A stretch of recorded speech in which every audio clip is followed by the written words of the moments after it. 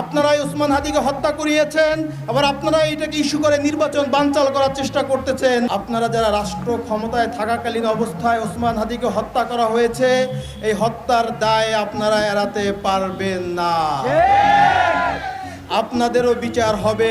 শহীদ ওসমান হাদির গোটা খুনি চক্রকে জাতির সামনে উপস্থাপন করুন। একটা জিনিস আপনারা মনে রাখবেন, বাংলাদেশের জুলাই বিপ্লবের আগে যারা ক্ষমতাধর ছিলেন, যারা রাষ্ট্রকে নিজেদের মনে করতেন, তারা কিন্তু আজকে কেউই বাংলাদেশে নাই। তারা পালাতে বাধ্য হয়েছে। ওসমান হাদির বিচার যদি না হয়, আপনারাও একদিনে বাংলাদেশ থেকে পালাতে বাধ্য হবেন। যে এজেন্সির হয়ে, যে রাষ্ট্রের হয়ে আপনারা ওসমান হাদিকে হত্যা করেছেন, মনে রাখবেন ওসমান হাদি কোনো এজেন্সি, কোনো রাষ্ট্র, কোনো তাবেদারের কাছে কখনোই মাথা নত করে নাই। সে যদি মাথা নত করত, অন্য বিক্রি হওয়া নেতাদের মতোই সে সুখে জীবনযাপন করতে পারত।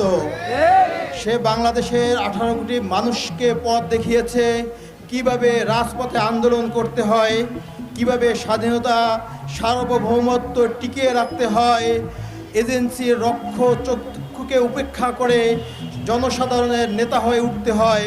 ওসমান হাদি এটা আমাদের সামনে প্রমাণ করে গেছেন।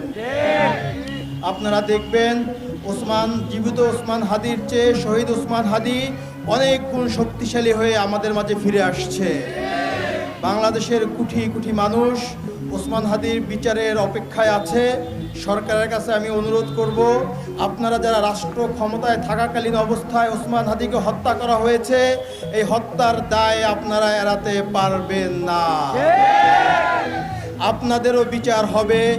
আজ হোক, 10 বছর পরে হোক, বিচারের কাঠগড়ায় আপনাদেরকে দাঁড়াতেই হবে।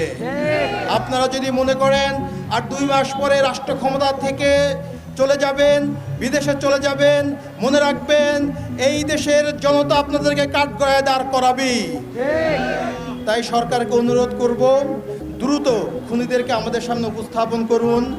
নির্বাচনের পরিবেশকে যাতে বিঘ্ন না হয়, খুনির বিচার করুন। আপনারাই ওসমান হাদিকে হত্যা করিয়েছেন, আবার আপনারা এটাকে ইস্যু করে নির্বাচন বানচাল করার চেষ্টা করতেছেন। তা আমরা কখনোই হতে দিব না।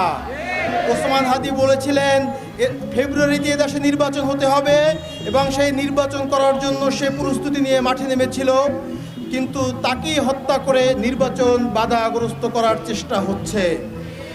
প্রিয় বিপ্লবী জনতা, আপনাদের কাছে অনুরোধ থাকবে, আজকে আমরা শহীদি শপথ পাঠ করার পরে পরবর্তী প্রোগ্রামের জন্য অপেক্ষা করব। পরবর্তী প্রোগ্রাম থেকে খুনিদেরকে গ্রেপ্তার করা না পর্যন্ত রাজপথ ছেড়ে আমরা যাব না ইনশাআল্লাহ।